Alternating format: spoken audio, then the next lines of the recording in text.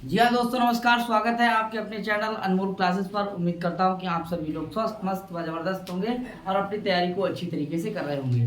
साथियों, आज हम लोग चर्चा करेंगे महाभारत पर। साथियों, महाभारत जो है वो हमारा जो है एक विशालतम ग्रंथ है, जिसे पंचम वेद की भी उपाधि दी गई है, यानी पंचम वेद माना गया है। साथियों, यहाँ से प्रश्न, चाहे आपका टेट हो या सुपर टेट हो या फिर आपकी टीजीटी हो, एलटी ग्रेड हो, बिहार का बीपीएससी हो या फिर आपका डीएसएसबी हो या आपका ये देखिए जे टेट हो, यानी झारखंड का जो टेट चल रहा है इसमें वो हो, या उत्तराखंड में जो टेट आया वो हो, ठीक है। तो तमाम ऐसी परीक्षाएं जो भारतवर्ष में हो रही हैं, उन सबके लिए महाभारत एक महत्वपूर्ण ग्रंथ है और यहाँ से प्रश्न एक बना ही दिया जाता है। तो साथियों, बने रहिएगा हमारे चैनल पर। और अभी तक जिन साथियों ने चैनल को सब्सक्राइब नहीं किया है वो कृपया चैनल को सब्सक्राइब करें, लाइक करें और शेयर करें। ठीक है भाई, करते हैं आज की क्लास का आगाज। ठीक है, तो देखिए हम लोगों ने जो पढ़ा था सबसे पहले कि संस्कृत, क्या लिखा था? संस्कृत। और संस्कृत जो है उसके कितने भाग किए थे? दो। कितने भाग किए थे? दो। कौन कौन से भाग? दो थे। नंबर एक था हमारा वैदिक। क्या था? वैदिक साहित्य। क्या पढ़ा था? वैदिक। क्या पढ़ा था? वैदिक। और दूसरा क्या पढ़ा था हम लोगों ने? लौकिक। दूसरा पढ़ा था लौकिक। अब देखिए, वैदिक के दो पार्ट हो गए थे और लौकिक के भी दो पार्ट हो गए थे। देखिए इससे क्या था? इसमें था हमारा वैदिक व्याकरण था और क्या था? वैदिक साहित्य था। क्या था? वैदिक साहित्य। क्लियर? ऐसे ही यहाँ पर क्या था? वैदिक की जगह पर क्या आ जाएगा? लौकिक व्याकरण। लौकिक व्याकरण है और क्या आ जाएगा? लौकिक साहित्य। क्या आ जाएगा? लौकिक साहित्य। तो साथियों, हम लोगों ने चर्चा की थी पिछली वाली वीडियो में, जहाँ वेद की बात करी थी, ठीक है, उपनिषद की बात करी थी, आरण्यक की बात करी थी, ब्राह्मण ग्रंथों की बात करी थी, ठीक है, संहिताएं की बात करी थी और उसके बाद शिक्षा यानी कि शिक्षा ग्रंथ की बात करी थी। तो ये वैदिक साहित्य के अंतर्गत आता है, ठीक है। और वैदिक व्याकरण से कोई मतलब है ही नहीं, ठीक है। तो वैदिक साहित्य की क्लास हो चुकी है। अब है यहाँ पे देखिए लौकिक व्याकरण की चर्चा करेंगे। इस क्लास में हम लोगों ने वर्णमाला पर चर्चा की थी, ठीक है। एक नहीं दो क्लासें थी, ठीक है, स्वर और व्यंजन की, ठीक है। तो लौकिक व्याकरण पर भी चर्चा हो चुकी है, थोड़ी हल्की थी। इसके बाद हम लोग जो है संधि पढ़ेंगे, समास पढ़ेंगे, कारक पढ़ेंगे। यहाँ जिनकी अगर 30% आता है यूपी टेट में, तो यहाँ से कम 25% आ जाएगा, ठीक है। यही है सबसे ज्यादा महत्व इसके लिए, टेट के लिए या आपका एस्टेट का मतलब होता है सुपर टेट, ठीक है, जे टेट। यहाँ से परसेंट अधिकतम आते हैं, ठीक है। अब आता है क्या? आता है हमारा लौकिक साहित्य। यहाँ से प्रश्न बना दिया जाता है। उसके बाद ये देखिए यहाँ से बहुत कम प्रश्न बनते हैं, यानी कि सबसे ज्यादा जो हमारा पार्ट है वो लौकिक व्याकरण है, यहाँ से सबसे ज्यादा प्रश्न बनते हैं। फिर इसके बाद जो है वो लौकिक साहित्य है, यहाँ से भी प्रश्न बनता है। और सबसे कम अगर प्रश्न बनता है तो वैदिक साहित्य से बनता है, जिसकी मैं चर्चा कर रहा हूँ, ठीक है। अब इसके बाद बात कर रहा हूँ कि भाई लौकिक साहित्य की बात होगी। आज किसकी बात होगी? लौकिक साहित्य। तो लौकिक साहित्य में रामायण है, महाभारत है, ठीक है, पुराण है, गीता है। आज जिसकी चर्चा करेंगे वो करेंगे महाभारत की चर्चा, ठीक है। तो साथियों, करते हैं स्टार्ट महाभारत।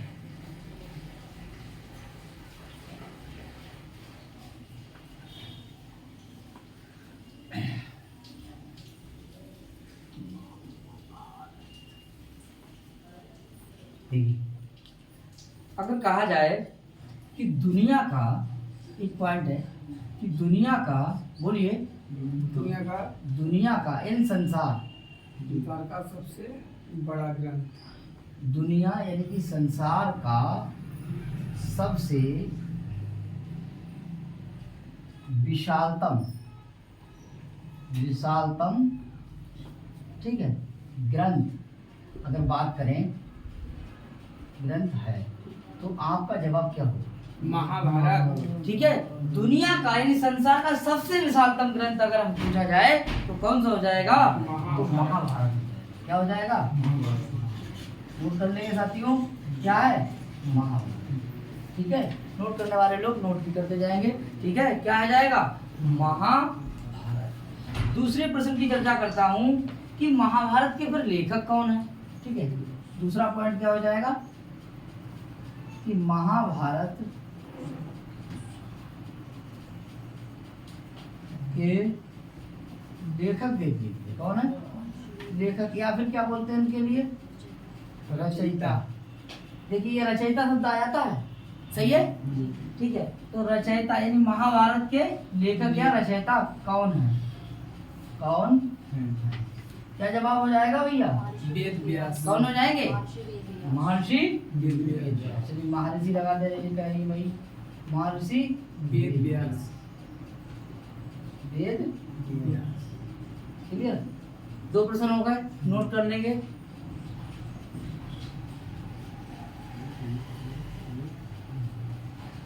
हाँ, तीसरा प्रश्न क्या हो जाएगा? देखिए तीसरा प्रश्न है कि महाभारत में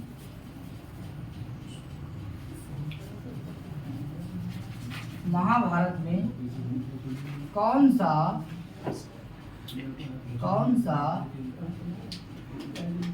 रस है? लड़ाई झगड़े की बात थी, लेकिन लास्ट में जाकर के पांचों पांडव जाते हैं। ठीक है, और एक उनके साथ कुत्ता भी जाता है।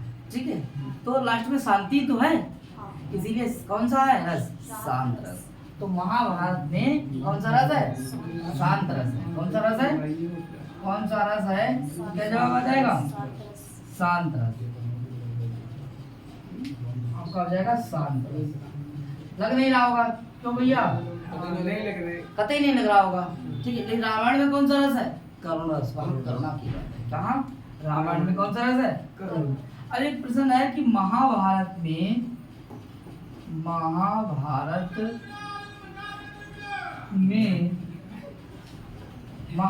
में रीति क्या है? देखिए महाभारत की अगर रीति की बात करिए या शैली की बात, किस शैली में लिखा गया, किस शैली में, तो साथियों इसके लिए देखिए एक है आपकी कौन सी? वैदर्भी रीति, एक है आपकी पांचाली रीति, एक आपकी कैसी है? गौड़ी रीति। तो ठीक है, तो महाभारत में अगर रीति पूछी जाए तो क्या लगाएंगे? पांचाली। कौन सी लग जाएगी? पांचाली। पांचाली रीति, या फिर इसे क्या कहेंगे? शैली। क्या कहेंगे? ठीक है, इसे अष्टाध्यायी किस शैली में लिखी गई थी? सूत्र शैली। इसीलिए तो पढ़ने के लिए सूत्रकार कहा जाता है। ठीक, आगे बात करते हैं। अब देखना है एक एक प्रश्न इतना महत्वपूर्ण है, ठीक है, बहुत महत्वपूर्ण, उसके लिए हमारे लिए कोई शब्द नहीं है। इसीलिए आगे देखिए दुनिया का विशालतम ग्रंथ की बात करेंगे तो महाभारत, महाभारत के लेखक की बात करेंगे तो वेद व्यास। ठीक है, महाभारत में कौन सा रस है? तो आपका शांत रस। महाभारत में रीति की बात करेंगे, शैली की बात करेंगे तो पांचाली रीति या शैली। आगे बात करते हैं कि इसमें देखिए क्या है, प्रमुख छंद की बात करूंगा। किसकी? प्रमुख छंद। महाभारत में प्रमुख छंद है। महाभारत में प्रमुख छंद कौन सा है? महाभारत में प्रमुख छंद है। तो क्या कौन सा हो जाएगा भैया? अनुष्टुप। रामायण में भी अनुष्टुप है। ठीक है, अनुष्टुप। श्लोके षष्ठम गुरुज्ञम सर्वत्र लघु पंचम द्विचतुष्पादयोः सप्तम मणि। तो देखिए ये जो है ना, ये आपका क्या है? अनुष्टुप छंद है। ठीक है, जिसमें 32 वर्ण होते हैं। 8 गुणा 4 बराबर, एक लाइन में कितने होते हैं? 8, और 4 पादों का कितने वर्ण हो गए? 32। ठीक है, तो देखिए सबसे विशालतम ग्रंथ की बात होगी तो कौन सा हो जाएगा? महाभारत। रचयिता कौन हो जाएंगे? और महाभारत का रस कौन सा हो जाएगा? महाभारत की रीति या शैली कौन सा हो जाएगी? पांचाली। महाभारत में प्रमुख छंद कौन सा हो जाएगा? अनुष्टुप छंद। अनुष्टुप छंद। चलिए आगे बात करते हैं।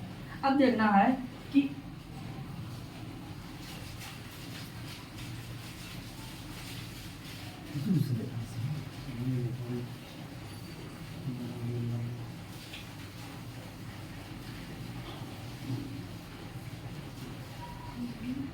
ठीक है, महाभारत का जो युद्ध था वो कितने दिनों तक चला? 18 दिन। ठीक है, तो सही जवाब है। प्रश्न लिखिए, महाभारत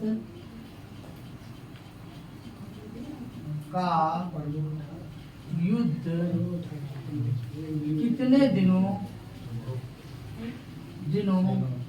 तक चला? ये महाभारत का जो युद्ध हुआ था वो कितने दिनों तक चला था? तो उसका सही जवाब क्या हो जाएगा? 18 दिन। 18 दिन। कितने दिन चला था? 18 दिन।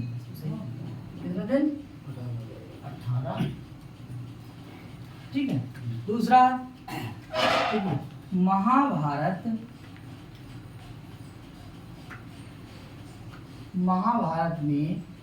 महाभारत को डिवाइडेशन किया था पर्वों में, यानी महाभारत में पर्व हैं। तो कितने पर्व हैं? ऐसे कितने पर्व हैं? महाभारत में कितने पर्व हैं? और डिवाइडेशन किसमें हुआ था? पर्वों में हुआ था। किसमें हुआ था? जैसे गीता जो है वो अध्यायों में है, ठीक है, तो भैया कितने पर्वों में हुआ था? 18। ये भी प्रश्न आता है, 18 पर्व। ठीक है, कितने पर्वों में? 18। अब एक और प्रश्न है कि महाभारत, देखिए कितने पर्व है? 18 पर्व है, 18 दिन। अब देखना है कि महाभारत में जो सेना थी वो कितनी थी? महाभारत में जो सेना थी उस सेना का नाम क्या था? महाभारत की सेना का नाम, कौन सी सेना थी? अक्षौणी सेना। कौन सी? अक्षौणी सेना। और अक्षौणी में कोई संधि बता सकता है? कौन संधि है? नहीं, वृद्धि संधि है। देखिए अक्षर द्रव्य नाम से, देखिए इधर देख लीजिए, अक्ष प्लस ऊनी, अक्ष प्लस ऊनी, अक्ष प्लस ऊनी। तो देखिए अक्ष में क्या निकाला? अक्ष का यहाँ क्या निकाला? आ। इधर क्या निकाला? ऊ। आ मिलके क्या हो जाएगा? वो ना होकर के क्या हो जाएगा? आओ हो जाएगा। क्या हो जाएगा? आओ। आओ क्या है? वृद्धि है। क्या है? वृद्धि है। और नाका क्या कर लेंगे? अणा, पूर्व पदार्थ संज्ञायाम अघा, इस सूत्र से, ठीक है। और इधर बन जाएगा आपका अक्ष, आओ, और जाएगा ही ऋणी, बन जाएगा शब्द क्या? अक्षौणी। देखिए साथियों, ये अक्षौणी कोई, देखिए अगर ऐसा आ जाए तो अक्षौणी कोई पद नहीं है, अक्षौणी पद है। क्या है? तो देखिए आपने एक संधि भी क्लियर कर ली, ठीक है, एक संधि क्लियर हो गई। कौन सी संधि है इसमें? वृद्धि संधि। और यहाँ बताइए कि कितनी, कौन सेना का क्या नाम है? अक्षौणी सेना। यानी महाभारत में सेना का नाम क्या है? अक्षौणी सेना। कौन सेना है? अक्षौणी सेना। इसे हटा दें। अच्छा, अक्षौणी से सेना है वो है कितनी? 18। हाँ, अक्षौणी सेना कितनी है? 18 अक्षौणी, 18 अक्षौणी। अब 18 अक्षौणी सेना में कौरवों के पास कितनी है और पांडवों के पास कितनी है? देखिए कौरव के पास कितनी है? कौरवों के साथ और पांडवों के साथ,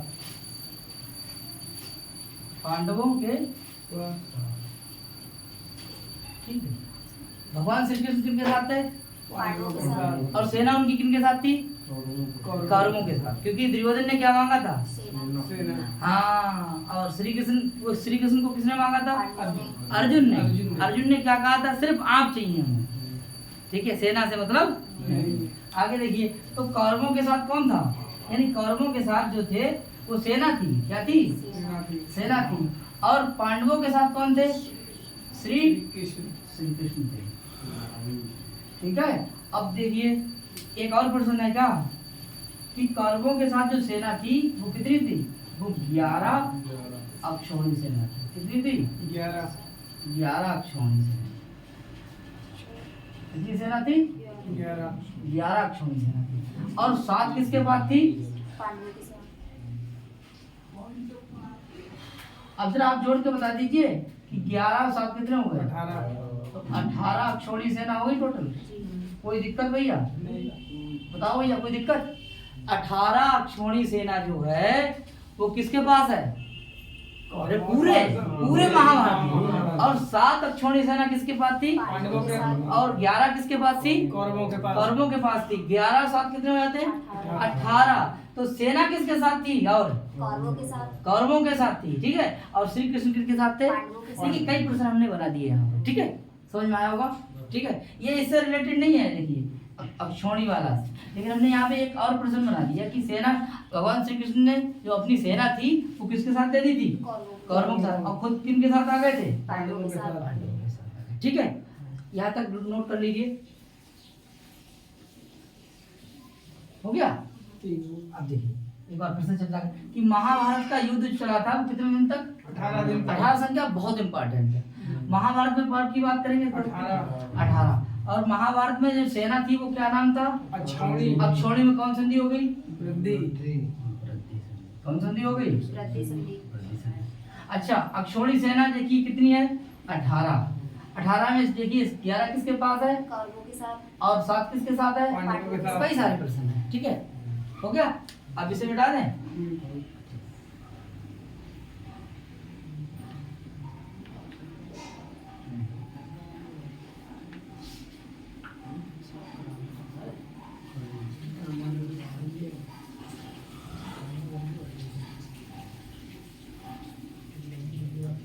महाभारत में एक प्रश्न है, महाभारत का प्रारंभिक शब्द क्या है? ये सबसे पहले क्या है? महाभारत का जो प्रारंभिक शब्द है वो क्या है? बोले नारायण। क्या है? नारायण। या पूरा श्लोक पढ़ेंगे, ठीक है। नारायण कौन सा है? नारायण। नारायण, ठीक है, नारायण नारायण है, ठीक है। दूसरा,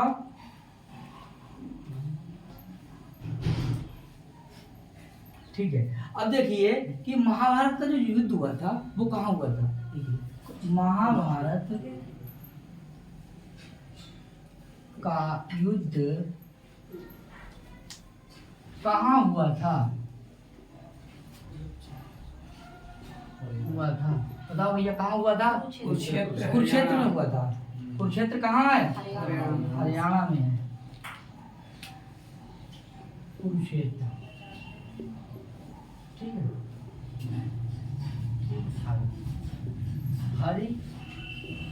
हरियाणा, सही है, हरियाणा में है। कुरुक्षेत्र कहाँ है? हरियाणा। हरियाणा में, ठीक है। तो यहाँ क्या हुआ था? युद्ध। युद्ध। अच्छा, कहाँ से स्टार्टिंग है? नारायण। नारायण से। तीसरा प्रश्न है, अच्छा पांडवों की राजधानी कहाँ थी? पांडवों की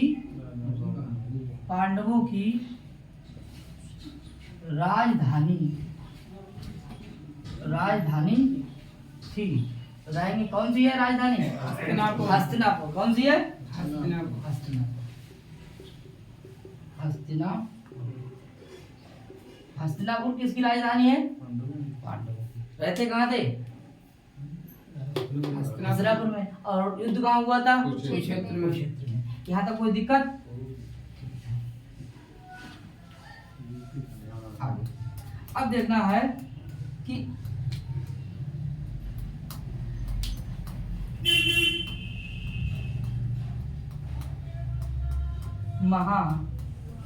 संस्कृत साहित्य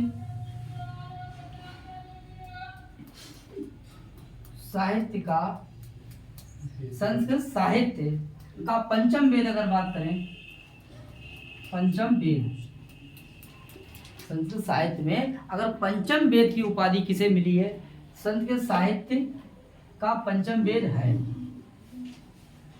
बताओ भैया कौन है? महाभारत। कौन है? नहीं, वेद कितने हैं वैसे भैया? 4। लेकिन 5वां वेद किसे मानने लगे? महाभारत। किसमें? संस्कृत साहित्य। संस्कृत साहित्य। संस्कृत साहित्य में महाभारत को 5वां वेद माना जाता है। दूसरा है। अब देखिए एक और है, बोले संस्कृत साहित्य में भी एक और है, संस्कृत साहित्य का पंचम वेद है, तो एक चीज और है, बोले नाट्य शास्त्र है। क्या है? नाट्य शास्त्र। और नाट्य शास्त्र के लेखक कौन है? भरत मुनि। नाट्य शास्त्र। और नाट्य शास्त्र को क्या कहते हैं? पंचम वेद। क्या कहते हैं? पंचम वेद। इन नाट्य शास्त्र को भी पंचम वेद कहा जाता है। और देखिए इनके लेखक जो है वो कौन है?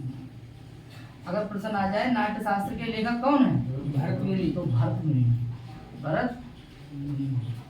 और भरत मुनि के जो नाट्य शास्त्र है उनमें कितने अध्याय हैं? कितने अध्याय हैं? ठीक है साथियों, अब देख लें फिर से। महाभारत का प्रारंभिक शब्द जो है वो क्या है? नारायण। महाभारत का युद्ध कहाँ हुआ था? कुरुक्षेत्र। यह कहाँ है? हरियाणा में।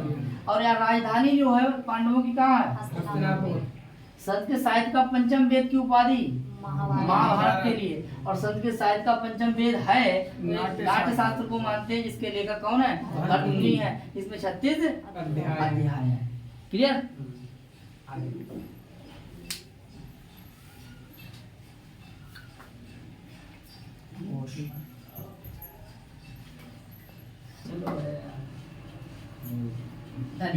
महाभारत, बोलिए भैया, महाभारत के अन्य नाम। अन्य नाम क्या है? अन्य नाम यानी और किस किस नाम से हम जानते हैं महाभारत के लिए? तो नंबर 1, इसे हम क्या कहते हैं? जय संहिता। जय संहिता। चलो ऐसे देखिए, जय संहिता। जय संहिता। ठीक है। दूसरा इसे क्या कहते हैं? इसे भारत संहिता कहते हैं। क्या कहते हैं? भारत संहिता।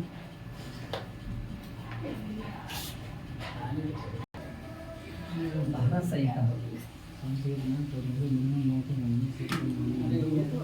फिर देखिए, फिर आता है आपका, देखिए भारत संहिता। और तीसरे पे आता है आपकी क्या? देखिए जय संहिता, फिर आपकी भारत संहिता, फिर है महाभारत संहिता। क्या है? महाभारत संहिता। देखिए जोड़ देंगे, पहले जय, फिर भारत, फिर महाभारत संहिता। अच्छा, देखिए जय संहिता कब कहा गया था? जब इसमें श्लोकों की संख्या कितनी थी? 8800। कितनी थी? 8000। इसको देखेंगे ऐसे, 8000, 8800 कर लीजिए। 8800 श्लोक थे। कितने थे? 8800 जब श्लोक थे तो इसका नाम था जय संहिता। और जब इसमें 24000 श्लोक आ गए तो इसको हम क्या कहने लगे? इकाई, दहाई, सैकड़ा, हजार, 10,000। कितना होगा भैया? 24000। 24000 3 जीरो बनेंगे। ठीक है, गणित कमजोर है तो यानी भारत संहिता बराबर कितने श्लोक हो गए? 24,000। 24,000 श्लोक। ठीक है, जब 24,000 श्लोक हो गए तो इसको हम क्या कहने लगे? भारत संहिता। ठीक है। और जब महाभारत कहा गया तो इसमें कितने श्लोक हो गए? 1 लाख। 1 लाख में 5 जीरो लग जाएंगे। इकाई, दहाई, सैकड़ा, हजार, 10,000, लाख। 1 लाख श्लोक। ठीक है भैया। अब देखिए 8800 श्लोक वाला क्या है? बोले जय संहिता। क्लियर? और देखिए 24,000 श्लोकों वाला क्या है? भारत संहिता। और 1 लाख श्लोकों वाला क्या है? महाभारत, यानी महाभारत संहिता। क्या है? महाभारत संहिता। क्लियर हो जाएगा? और भी इसके लिए कुछ और कहते हैं, जरा लिखिए इसके लिए भी। देखिए इसके लिए हम आकर, क्या बोलते हैं? आकर ग्रंथ।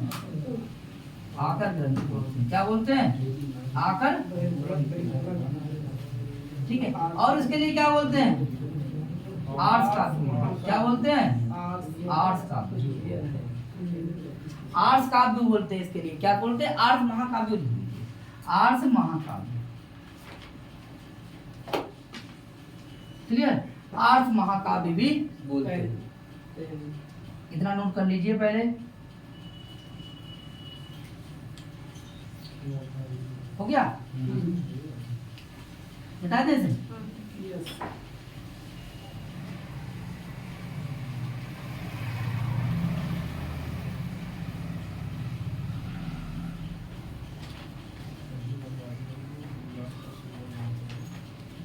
अब एक और 2 पॉइंट और डालिए।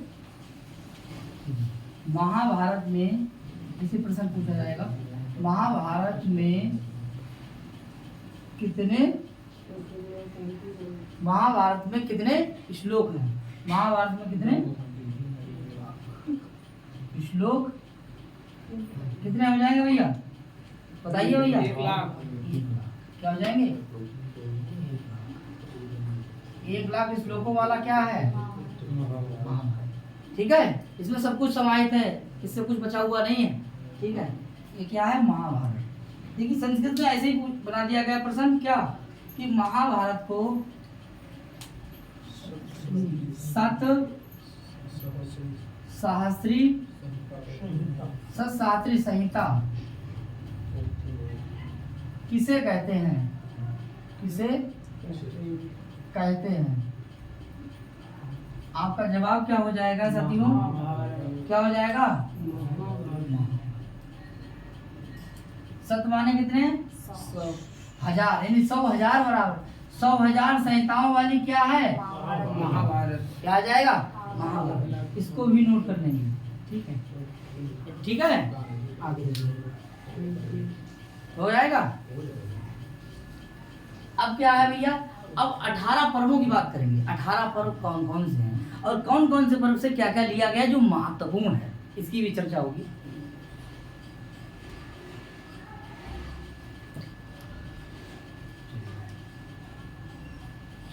सबसे पहला पर्व कौन सा है?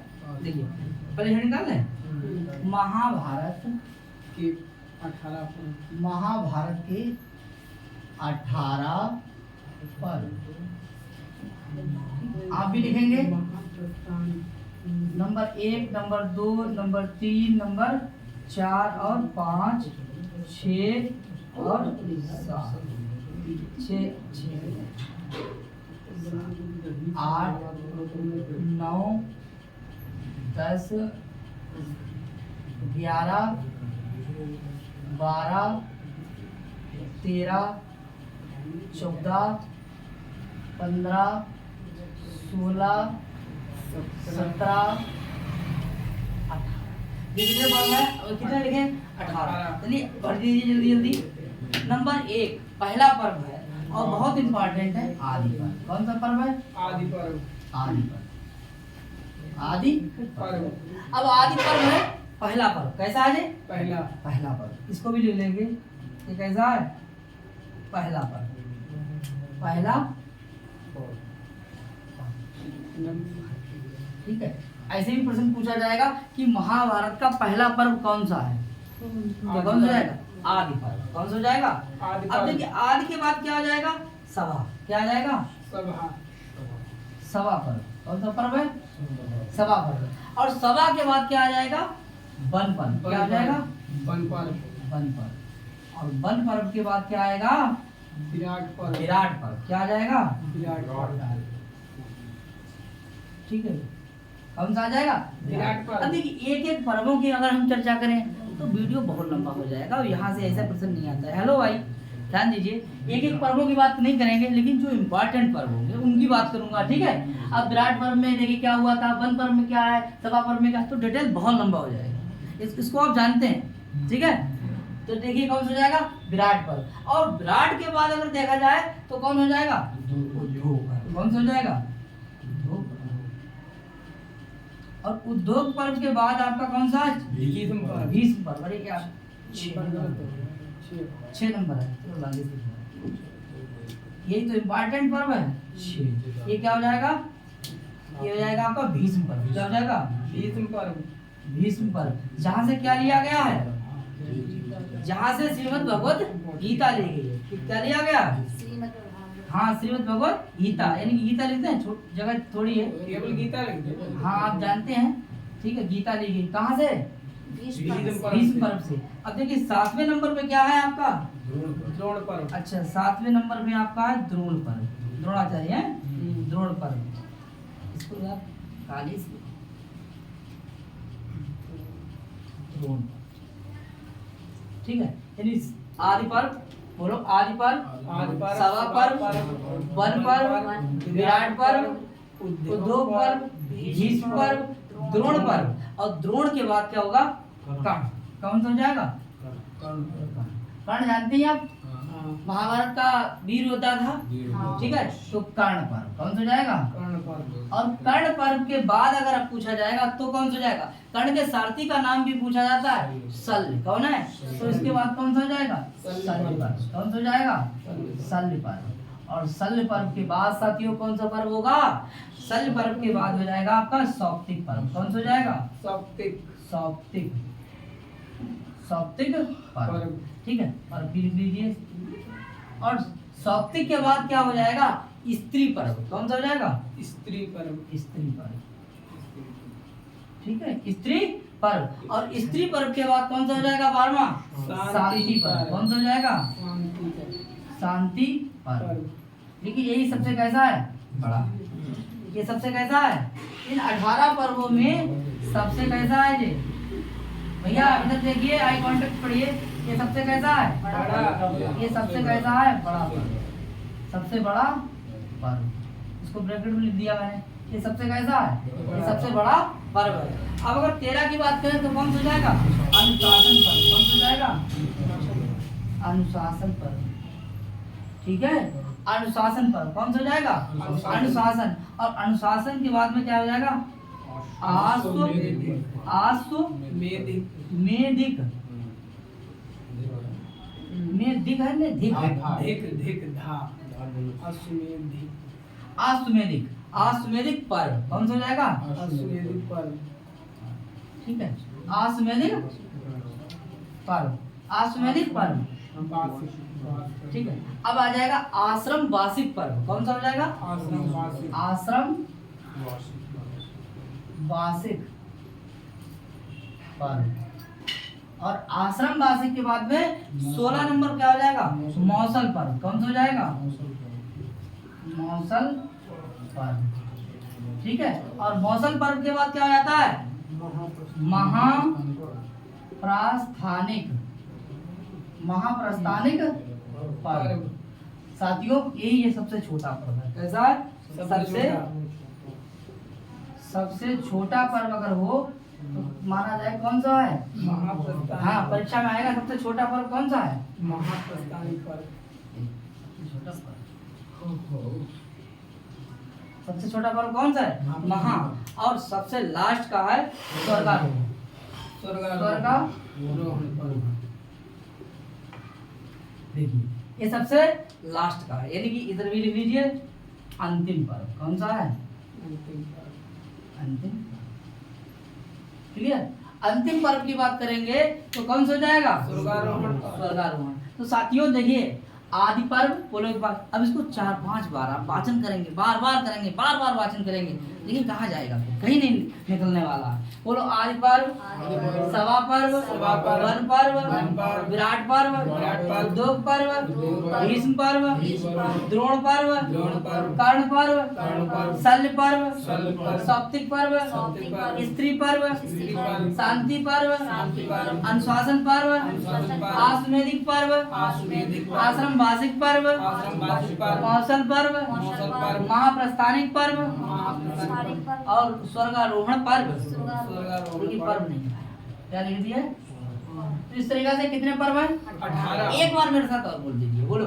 आदि पर्व, सभा पर्व, वन पर्व, विराट पर्व, उद्योग पर्व, भीष्म पर्व, द्रोण पर्व, और आपके आया कर्ण पर्व, शल्य पर्व, सौप्तिक पर्व, स्त्री पर्व, शांति पर्व, अनुशासन पर्व, आश्वेदिक पर्व, आश्रम वार्षिक पर्व, मौसल पर्व, महाप्रस्थानिक पर्व, स्वर्गारोहण पर्व। अब पहला पर्व आता है तो क्या लगाएंगे? आदि पर्व। यानी पहला पर्व कौन सा है? आदि पर्व। कौन सा है? आदि पर्व। इंपॉर्टेंट है, परीक्षा में बनाने वाला प्रश्न सबसे पहले पूछेगा कि आदि पर्व क्या है? आदि पर्व कौन सा है? तो आपका पहला पर्व है। अंतिम पर्व पूछेगा तो क्या लगाएंगे? स्वर्गारोहण। 2 प्रश्न हो गए। पूछेगा सबसे बड़ा पर्व पूछेगा तो क्या लगाएंगे हम? शांति पर्व। कौन सा पर्व है? शांति पर्व। और सबसे छोटा पर्व, यानी बड़ा तो हो गया आपका शांति, सबसे छोटा पूछेगा तो महाप्रस्थानिक पर्व। कौन सा पूछेगा? और साथियों पूछेगा कि जो गीता है हमारी, ठीक है। श्रीमद् भगवत गीता कहाँ से ली गई, किस पर्व से, तो देखेंगे भीष्म पर्व से ली गई। किससे ली गई है, भीष्म पर्व से। इस तरीके से 18 के 18 पर्व आपको पता होना चाहिए, और कौन से पर्व से क्या क्या लिया गया है ये भी आपको पता होना चाहिए। महत्वपूर्ण तो पता ही होना चाहिए, ठीक है, कि भैया महत्वपूर्ण चीज कहाँ से ली गई है। चलिए इसे हम मिटा दे रहे हैं, कोई दिक्कत, जिसे लिखना हो लिख लीजिए, ठीक है। चलिए 5 सेकंड टाइम दे रहे हैं, स्क्रीन शॉट ले लीजिए, ठीक है।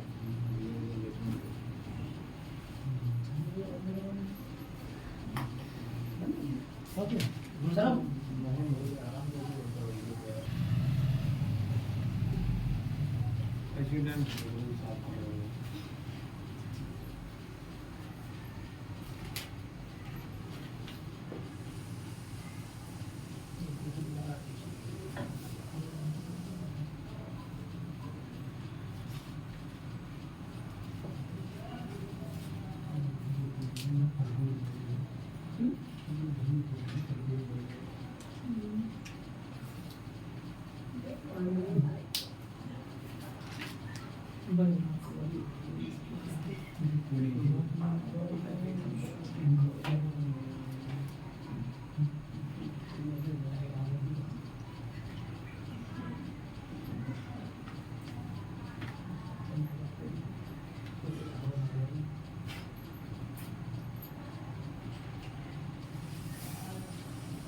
ये 4 पर्व इंपॉर्टेंट।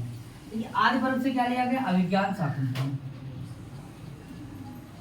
आदि पर्व के शकुंतलोपाख्यान से अभिज्ञान शाकुंतलम लिए किसने, अभिज्ञान शाकुंतलम। अभिज्ञान शाकुंतलम के लेखक किसने लिया है, कवि का अभिज्ञान शाकुंतलम। लेखक कौन है, कालिदास। कालिदास भूल गए भैया। अभिज्ञान शाकुंतलम में कितने अंक हैं, 7 अंक है। कितने अंक हैं, हाँ, प्रवेश निवेश मिलन विदाई प्रत्याख्यान पश्चाताप पुनर्मिलन, कितने अंक हैं, 7 अंक हैं। 196 क्या है, श्लोक है। ये हो गए आपके 7 अंक, क्लियर। आगे देखिए, उसके बाद क्या आता है, सभा पर्व। और सभा पर्व से क्या लिया गया है, शिशुपाल वध। क्या लिया गया है, शिशुपाल वध। ये शिशुपाल वध की घटना पता है आपके लिए। देखिए शिशुपाल का क्या हो जाता है, वध, ठीक है। सभा पर्व में वो कहता है, किसके लिए गाली देता है, सब श्री कृष्ण के लिए, ठीक है। तो श्री कृष्ण कहते हैं देखिए 99 हो गई, 100वीं गाली देगा। ये अपनी बुआ को वचन दिए हुए थे, कौन, भगवान श्री कृष्ण के, हम आपके लड़के को ना 100 गाली जो है वो माफ है। फुफेरा भाई कौन था, शिशुपाल। किसका फुफेरा भाई था, देखो लिखने में ध्यान है लेकिन सुनने में ध्यान नहीं है, ठीक है। उसके बाद में आए बहुत बड़ी बीमारी आए, कहीं जो वहां आई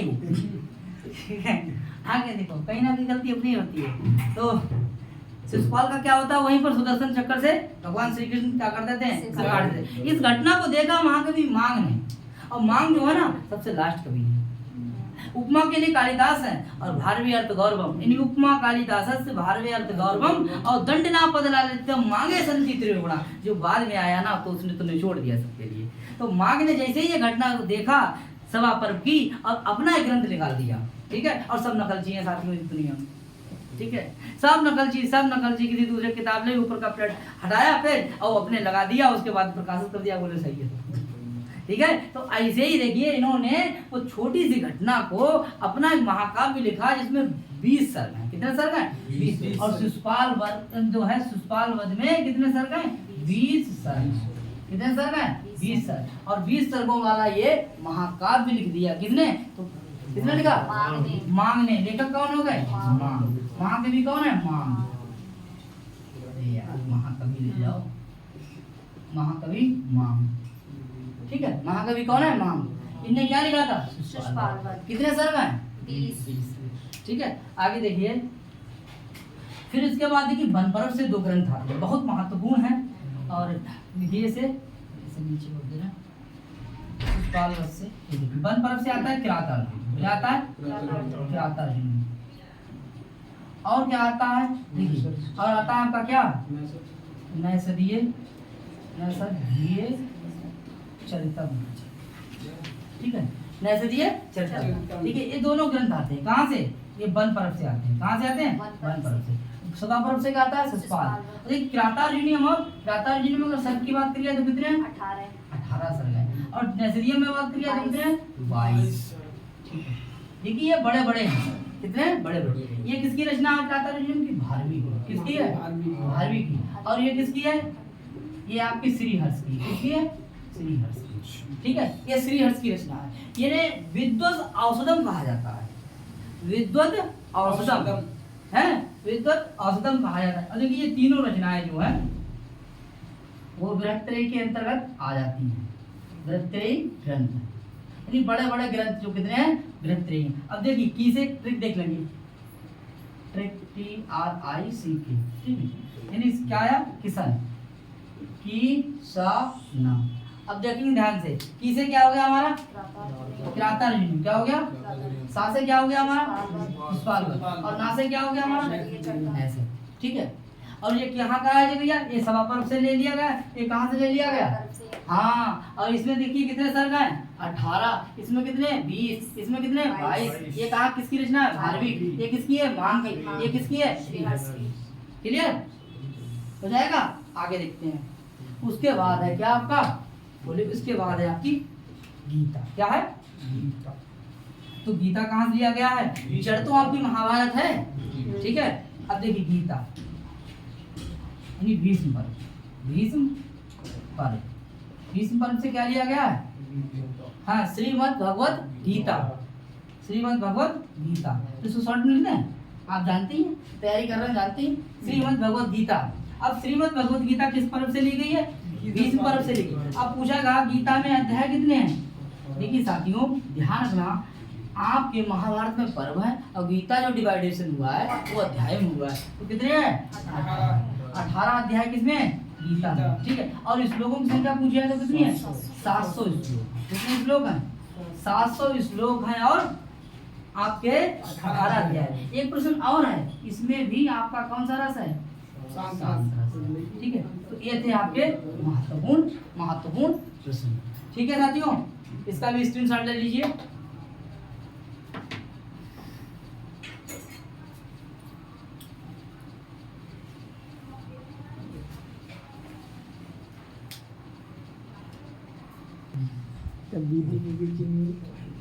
अब देखिए ऐसा भी प्रश्न देख लीजिए, 4 पॉइंट। पहला पर्व आप बताएंगे, मैं नहीं बताऊंगा आप। अंतिम पर्व, बड़ा पर्व, ये सबसे बड़ा पर्व, सबसे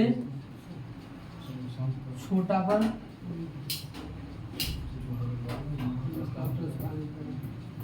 भैया बताओ सबसे पहला पर्व कौन सा है? आदि पर्व। आदि पर्व। ठीक है, सबसे अंतिम पर्व कौन सा है? स्वर्गारोहण। इस तरीके से भी आप लिख लीजिएगा। ठीक है, सबसे बड़ा पर्व कौन सा है? शांति पर्व। शांति पर्व। और सबसे छोटा महाप्रस्थानिक। ठीक, इसको भी नोट कर लीजिए। ठीक है, शांति, अरे शांति पर्व। ठीक है, शांत रस लिखा है। पहला पर्व कौन सा है? आदि पर्व। दूसरा पर्व कौन सा है? यानी दूसरा पर्व तो है आपका वन पर्व, नहीं सभा पर्व। पहला पर्व कौन सा है? आदि पर्व। और दूसरा पर्व कौन सा है? सभा पर्व। और तीसरा वन पर्व है। लेकिन मैंने कह दिया कि अंतिम पर्व स्वर्गारोहण। पहला आदि पर्व, अब बड़ा सब शांति पर्व। अच्छा, माँ छोटा महाप्रस्थान। ठीक, बहुत बढ़िया, ऐसे ही प्रश्न आएगा। आगे देखेंगे, पांडवों का वनवास काल के बारे में बात करेंगे।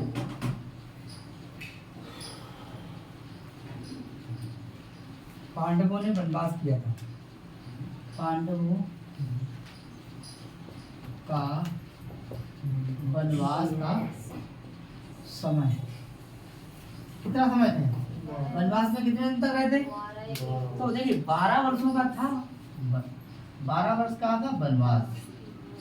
12 वर्ष तक कहाँ रहे थे? वनवास में। और 1 वर्ष का था हमारा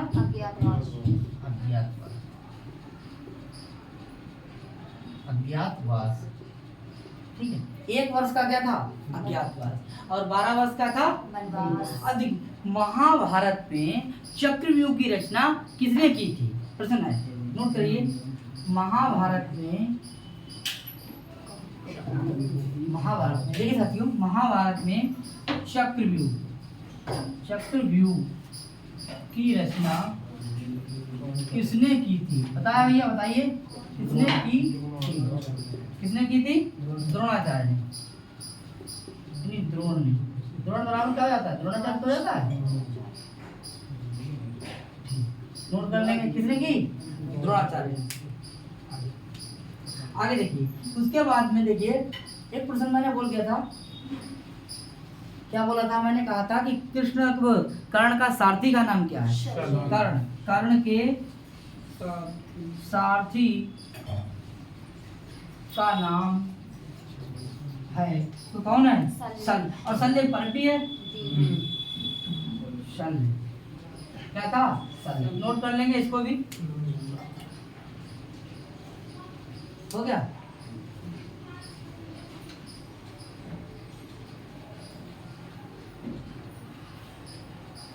अभी नेक्स्ट प्रश्न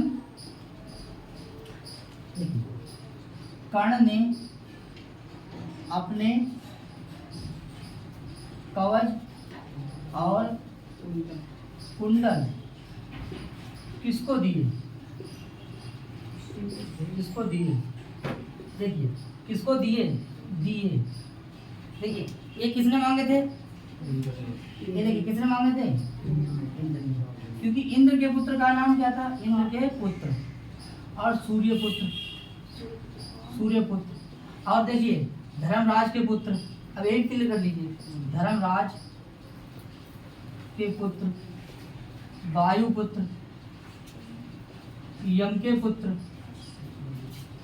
एक प्रश्न बहुत इंपॉर्टेंट है, ठीक है? देखिए तो किसने मांगे थे? इंद्र ने मांगे थे। किसने दे दिए? और ये सबसे बड़ी शक्ति थी कर्ण की। कवच कुंडल जब तक रहते तब तक धरती में पृथ्वी पर मारने वाला नहीं था। किसके लिए? कर्ण के लिए। और वो किसने मांग लिए? इंद्र ने। अब कैसा हो गया? नेता हो गया, कमजोर हो गया, ठीक है?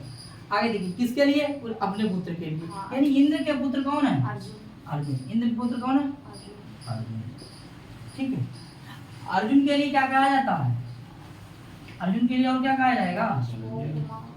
धनंजय भी कह दिया जाएगा। धनंजय। आगे इसके नाम लिखवाएंगे, टेंशन मत लेना। आगे देखिए सूर्यपुत्र कौन हो जाएगा? कर्ण। और देखिए धर्मराज पुत्र कौन हो जाएंगे? युधिष्ठिर, ठीक है? और वायुपुत्र कौन हो जाएगा? भीमसेन, हिडम्बा वाले, हिडम्बा के हस्बैंड। आगे देखिए यम के पुत्र कौन है? नकुल और सहदेव, ठीक है साथी? और जो किसके पुत्र हैं? यम के पुत्र हैं। और वैसे जो मांद्री के पुत्र हैं। किसके पुत्र हैं? और ये तीनों पुत्र, ये चारों, 1 2 3, देखिए ये देखिए ये वाला इंद्र का, सॉरी अर्जुन है, और कौन सा? युधिष्ठिर और भीम। ये तीनों पुत्र जो है प्रत्यक्ष रूप से, ठीक है? ये किसके थे? कुंती के थे। किसके थे? कुंती के पुत्र थे, ठीक है? ये कुंती के पुत्र थे। और ये जो है ना, सूर्य नमस्कार किया था किसने? कुंती ने।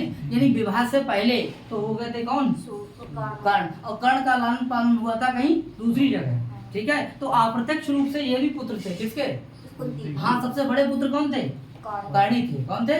कर्ण थे। अब साथियों बात आती है कि भीम की बात में। अब ये नकुल और सहदेव ये किसके पुत्र थे? माताओं में कुछ पूछा है तो ये मांद्री के पुत्र थे। किसके थे? ठीक है, ये प्रश्न हो गया। कोई दिक्कत यहाँ तक? आगे बात करते हैं।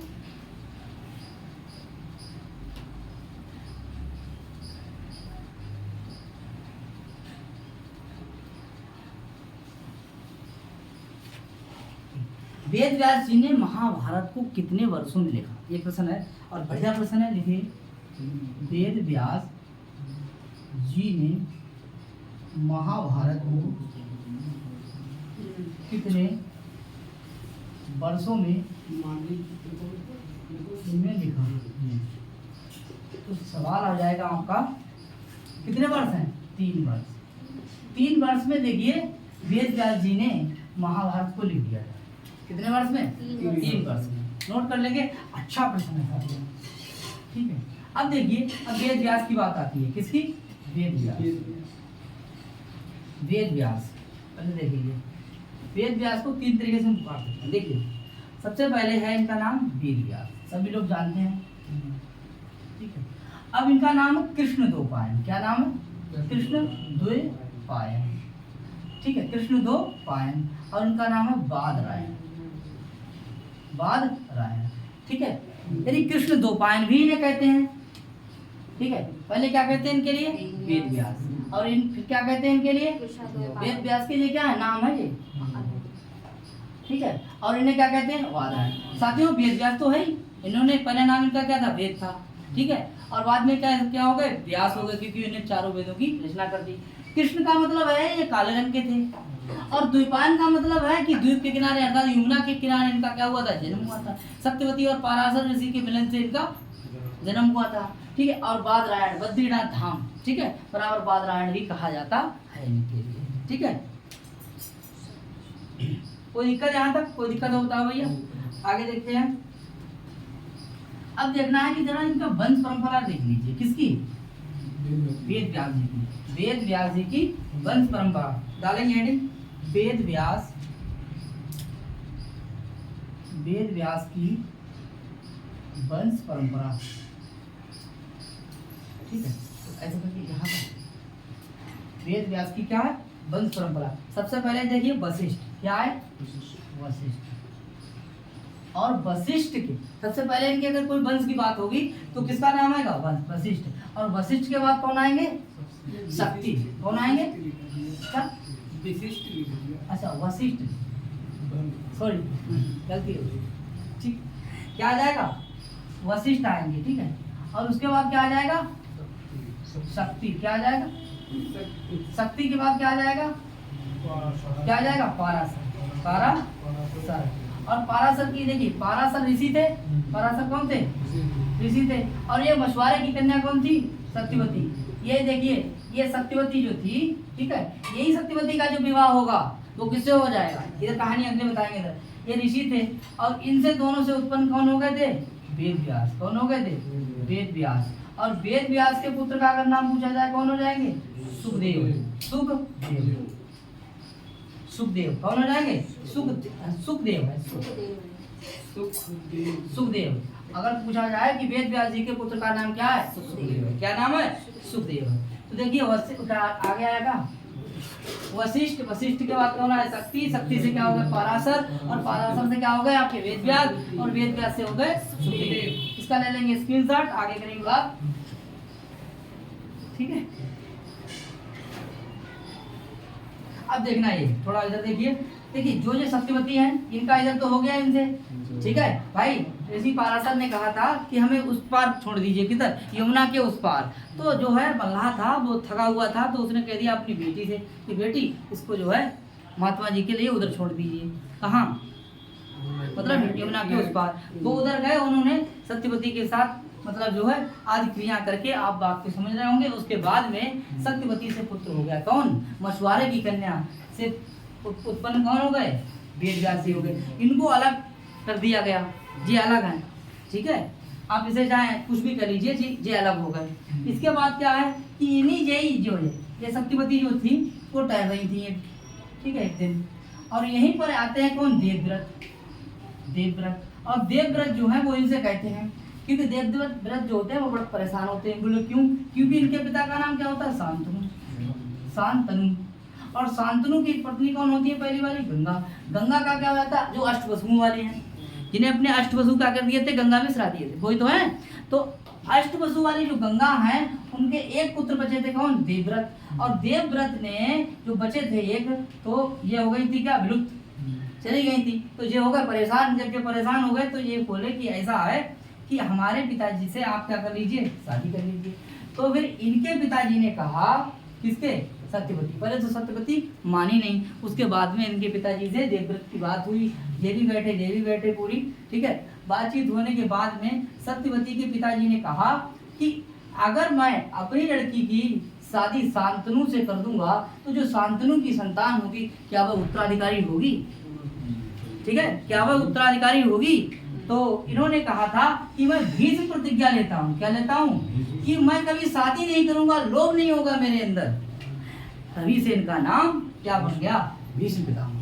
ठीक है, तो इन्हें शादी नहीं करी, यही प्रण कर लिया कि मैं शादी नहीं करूंगा, आगे जो है हमारी कोई संतान ही नहीं होगी, तो हमें राज्य से मतलब क्या है? ठीक है, इनने प्रतिज्ञा ले ली और इनने इनके साथ शादी कर ली और उसके बाद में विचित्र वीर्य विचित्रांगद जैसे लोग पैदा हुए। उसके बाद में विचित्र वीर्य विचित्रांगद के बाद में आए थे आपके कौन, धृतराष्ट्र और पांडु आए, और पांडु से आपके 5 पांडव आ गए और धृतराष्ट्र से 100 पुत्र आ गए। वही कहानी आपके यहाँ पे, ठीक है। तो ये आप समझ गए होंगे। आगे बात करते हैं।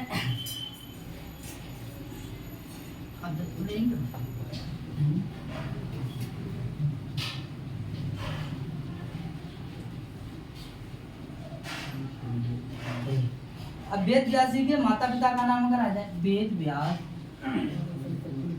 व्यास के माता पिता, देखिए माता पिता में जो पिता माता कहीं नहीं देखा होगा, क्योंकि माता पहले पूछ रहा है। माता पिता सीताराम राधे श्याम, तो माता पहले है, यानी माता पिता कौन है भैया, सत्यवती और कौन है, पाराशर। पाराशर कौन है, ऋषि, कौन है, ठीक, यहाँ तक कोई दिक्कत। अब आता है कौन सा, किनके कौन हो गए, माता पिता। अगर इनके पुत्र आ जाए कौन हो जाएंगे, व्यास जी के पुत्र कौन है, तो कौन हो जाएंगे, सुखदेव। इनके पुत्र का नाम क्या है, सुखदेव हो जाएगा। और देखिए 18 जो पुराण है, 18 पुराणों अगर बात आ गई, 18 पुराणों के लेखक की बात आ जाए, लेखक हैं या रचयिता हैं तो कौन है, यदि आपके कौन है, वेद व्यास जी। साथियों एक बात और कहना चाहूँगा, ठीक है, कि 18 जो पुराण हैं इनकी चर्चा होगी नेक्स्ट वीडियो में, ये भी पढ़ाया जाएगा, यहाँ से भी एक प्रश्न बन जाएगा, ठीक है। आगे बात कर रहे हैं। अब देखिए विश्व स्तर पर यानी विश्व साहित्य की बात अगर करें, विश्व साहित्य यानी साहित्य के वाङ्मय कहते हैं, विश्व वाङ्मय का विशाल ग्रंथ कौन सा होगा, विशाल ग्रंथ अगर हो जाए तो कौन हो जाएगा, कौन हो जाएगा, महाभारत। लेखक कौन हो जाएंगे, वेद व्यास। कौन हो जाएंगे, वेद व्यास, ठीक है। अगर आगे आ जाए कि देखिए, हाँ हो गया, बाकी तो आप बताइए, ठीक है। और वेद का जन्म के बारे में बात करते हैं, थोड़ा बता देना, इसको हो जाएगा। चलिए, इसके पिता का नाम पाराशर ऋषि हो जाएगा, माता सत्यवती हो गई, पुत्र सुखदेव हो गए, 18 पुराणों के रचयिता कौन हो गए, और विश्व वाङ्मय का विशालतम ग्रंथ हो गया। अब देखिए वेद व्यास का जो है कलर बता दे रहे हैं, कैसे हैं कलर के हैं। वेद व्यास देखिए, इनके लिए 3 नाम बताए थे, कौन से बताए थे, एक इनका नाम है वेद व्यास, ठीक, दूसरा नाम क्या था इनका, कृष्ण द्वैपायन, और क्या है इनका नाम, और है बादरायण, ठीक है, यही तो है। अब देखिए यहाँ से देखिए, वेद व्यास जी का रंग अगर देखा जाए तो कैसा है, काला, यानी कृष्ण वर्ण का, कैसा है, काला रंग के, कितने थे, काले रंग के थे, कैसे थे, हाँ आगे देखेंगे। और देखिए ये काले कुछ हैं वो ज्यादा दिमागी हैं, पारणी जी देख लीजिए, भगवान कुछ ना कुछ तो देता ही है, रंग कैसा दिया, काला दिया, लेकिन विद्युता बहुत है। आगे देखिए रंग कैसा हो गया, अच्छा, और पैदा कहाँ हुए थे, मतलब जन्म कहाँ हुआ था, जन्म कहाँ हुआ था, जन्म हुआ था क्या, जन्म हुआ था क्या, बोले यमुना के किनारे। यमुना का कलर कैसा होता है, यमुना का जल कैसा होता है, बोले काला, यमुना के तट के किनारे। अब भैया जब बताओ, पानी एटमॉस्फेयर होता है कहीं ना कहीं, ठीक है। अब हिमाचल जाएंगे तो हिमाचल में आप जो अगर 6 महीने रह आइए, आप कैसे हो जाएंगे, बोलो ना, कैसे हो जाएंगे, गोरे हो जाएंगे। तो यमुना का पानी कैसा है, बोलो भैया पानी कैसा है, यमुना का पानी है काला, कैसा है, यमुना का पानी जो है वो है काला। और ये जो जैसा आप खाओगे तो वैसा ही तो होगा, तो वैसे ही जो है काले पानी वाले कौन है, काले रंग के कृष्ण। तो कृष्ण का मतलब होता है काले, और द्वैपायन का मतलब है द्वीप के किनारे, तो इसीलिए बन गए कृष्ण द्वैपायन। यही है आपकी कौन, वेद व्यास। तो साथियों ये थी हमारी क्लास महाभारत की, और महाभारत की क्लास जो है इसमें सभी प्रश्न हो गए हैं। हम बात करेंगे कल रामायण पर, ठीक है। तो आज के लिए इतना ही, फिर मिलते हैं नेक्स्ट क्लास में बहुत बहुत धन्यवाद। नमस्कार करता है। राधे राधे।